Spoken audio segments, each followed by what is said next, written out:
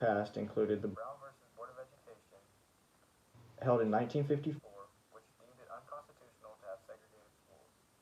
This is the reason our interviewee was able to teach in both integrated schools as well as segregated schools. Regarding the principal's concern, I believe that a feel for what the other person should feel, we should use secondary sources so that we're not just using the textbook's opinion on the matter, so that we can have both sides of what the certain topic is talking about. I believe we should be able to use non-textbook resources because it allows the students to analyze primary sources and get the main idea of what the author or the whatever is trying to put forward.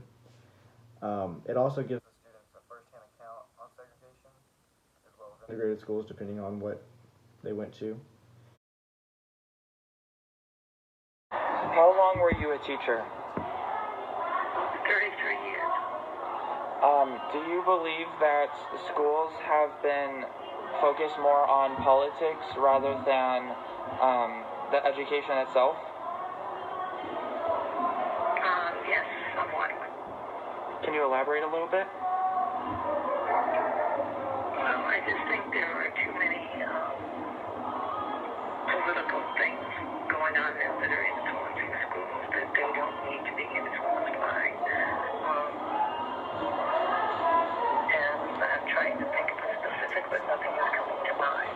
So maybe we'll get back to this one. Yes, ma'am. How was it like teaching while it was segregated? I never taught in a segregated school. Oh, okay. Well, my bad. What was it? Wish you would have done that in the car. Sure, all about that one was I'm baby brain. So what has being a teacher taught you? I think it's taught me a lot of things, to have a lot more patience, to be more organized, to know that you need to listen to students and to care for them. Yeah. What laws did you have to follow teaching whenever you were? What do you mean? Like, what laws were in place whenever you were first beginning to teach? Like, how could you teach differently than what you taught, like, how you would think you could teach now? Does that make sense? When I started teaching, it was really a pretty free time, and I could pretty much do whatever I wanted in the classroom. Yes, ma'am. And how do you feel that has changed? Oh, wait, no, we already asked that. So what has being a teacher... Yes, sir. What was it like... Question about discipline. Yes, sir. What was it like... do you believe that more schools nowadays need more discipline? I don't think they need more discipline. I think, to be honest with you, education is a matter of giving directions, giving the rules, and following through with the directions and the rules. If everyone does that, there's very little problems. The problems is not giving what the expectations are up front and what the rules are, and then making sure that the people follow the rules. That's not discipline, that's expectations. Yes, sir. Another question was, what laws were in place to keep schools segregated? Yes, sir. What was it like? Question about discipline. Yes, sir. What was it like? Do you believe that more schools nowadays need more discipline? I don't think they need more discipline. I think, to be honest with you, education is a matter of giving directions, giving the rules, and following through with the directions and the rules. If everyone does that, there's very little problems. The problems is not giving what the expectations are up front and what the rules are, and then making sure that the people follow the rules. That's not discipline, that's expectations. Yes, sir. Another question was, what laws were in place to keep schools segregated? That's expectations. Yes, sir. Another question was, what laws were in place to keep schools segregated? Well, in a lot of cases, it goes back to history. And you have two things. In the South, there wasn't necessarily laws. There was just the fact that that's the way things were, always were. In the North, it wasn't necessarily laws. It was the fact that